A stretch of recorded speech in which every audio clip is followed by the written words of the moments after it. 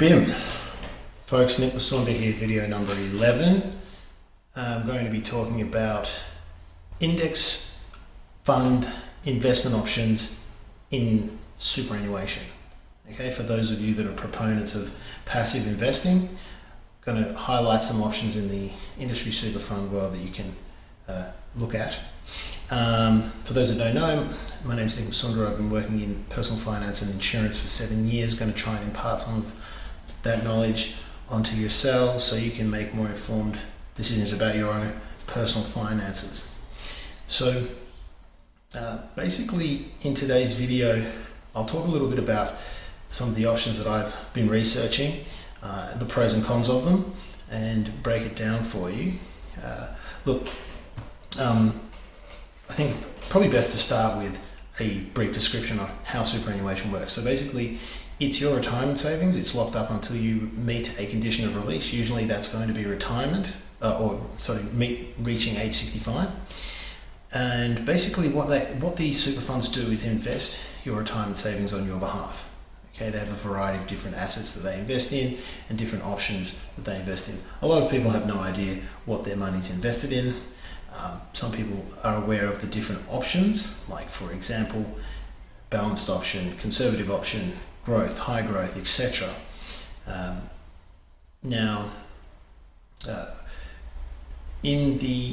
Within those options, those investment options, the super fund will be usually outlaying the money into a managed fund or some sort of other assets. If it is a managed fund, in the managed fund world, there's two schools of thought, right? There is, or paradigms, investing paradigms if you like. There's active investing and there's passive investing. So I'll just give a brief overview of the difference between the two of those as well. I have other videos about this if you do want to watch in more detail. But basically, active investing is what most people intuitively think. It's where the fund manager will go and do some analysis, pick assets that they believe are undervalued and invest money in them with the hope that the market will realize the true value and the price of the assets will go up and they achieve a earning for their clients. Okay, so that's traditionally what money management would have been. Passive investing is when the fund manager doesn't do those analyses. They don't pick stocks. They will simply invest the money of their clients in line with an index. Okay, now the index will typically be the largest companies in a stock market or in a country's stock markets. Classic example of this is the S&P 500, which includes the 500 largest companies in the United States of America. So S&P 500, if the fund manager will basically invest in those 500 stocks on behalf of their client in proportions that match that index. Okay, now because they're not making analyses, they don't charge as much fees. These funds tend to be a lot cheaper than an actively managed fund. Now, the thing that most people find surprising when they first hear about this contrast between passive investing and active investing is that on average, passive investors will beat active investors. Okay, on average, the majority of actively managed funds don't beat their benchmark. The benchmark is the index, right? So they're not beating the index funds, which are just matching the performance of the index. All right, and over the long term, the percentage of active fund managers that beat the index or their benchmarks becomes smaller and smaller proportionally. Okay, so with that in mind, one may be interested in investing their super funds in an index fund or a passively managed fund rather than an actively managed fund, which is what the vast majority of industry super funds are invested in, actively managed funds rather than passively managed index funds, despite, like I said, the difference in performance. Okay, so what I've done basically is I've gone and just done a Google of index super fund options and seen which industry super funds offer index options that any Joe Blow can access, right? So I'll quickly have a look at what I've dumped into an Excel spreadsheet here for you.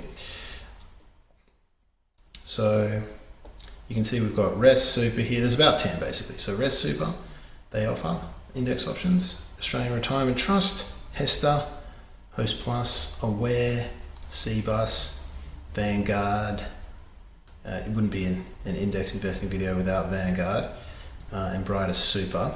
And we've also got a couple of self-directed options, which I'll talk a little bit about in more detail later, with Australian Super and Care Super. So they're the options. Now we've got obviously the fund name, the investing option that you can choose, the benchmark that it's tracking, where I could find the information, and the annual fees on a balance of 50k.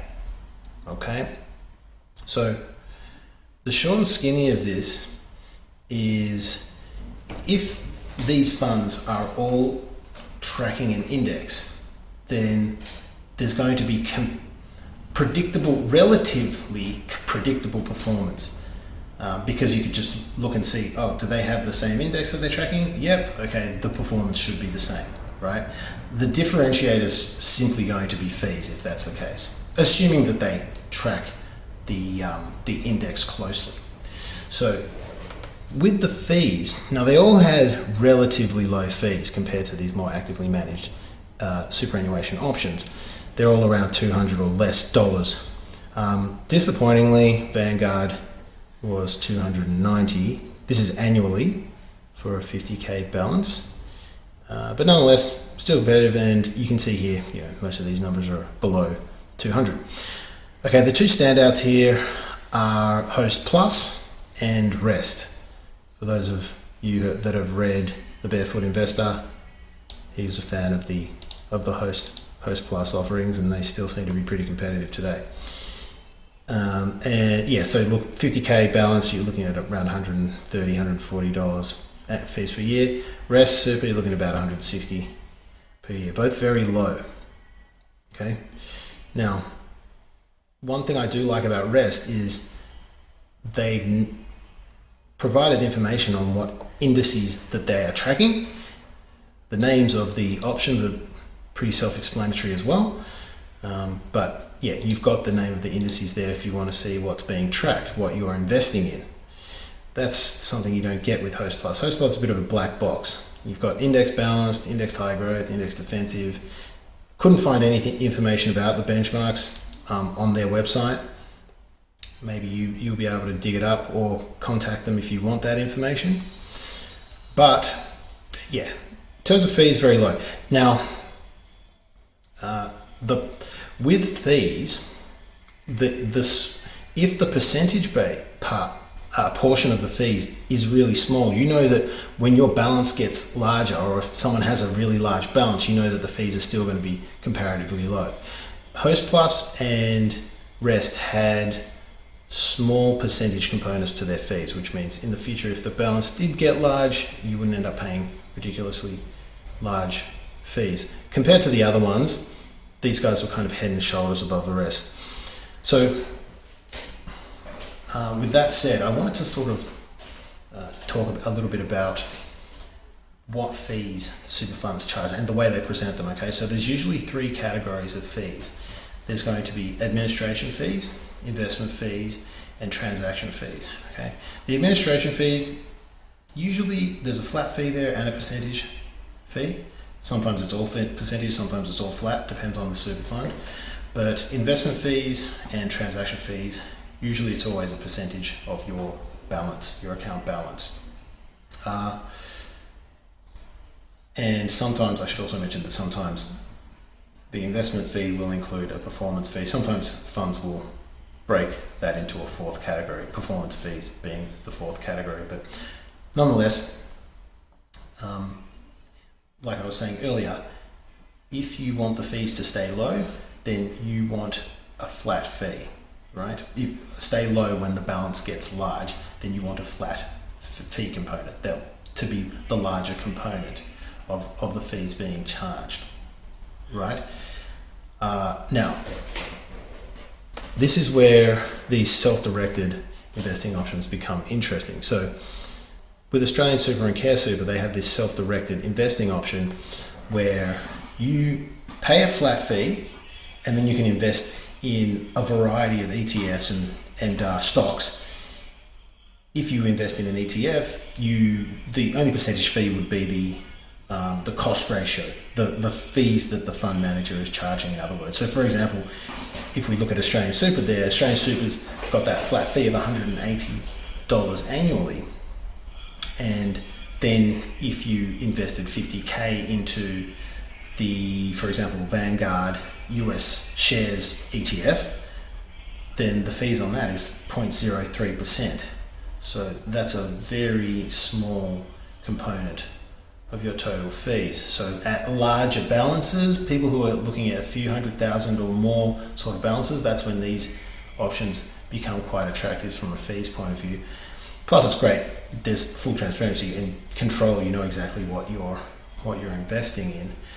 There is a brokerage. The brokerage is quite low, and if this is a long-term investment, it's going to be negligible over the long term, because you only pay it initially when you purchase or buy into these investments, assuming you are going to hold for the long term and not be trading, so to speak, or buying and selling often.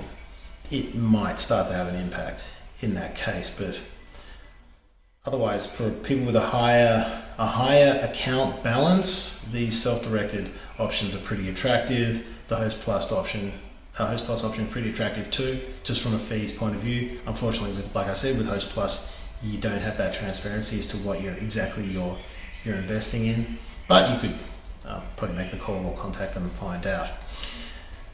I think that's pretty much it. So that's the long and short of it, guys. Rest Super, Host Plus, very competitive from a fees point of view, very simple as well. The Australian Super and Care Super options, the self-directed options, for those that are a little bit more advanced in their investing or want more control or have larger balances, that could be an attractive option as well. Thanks for watching, guys.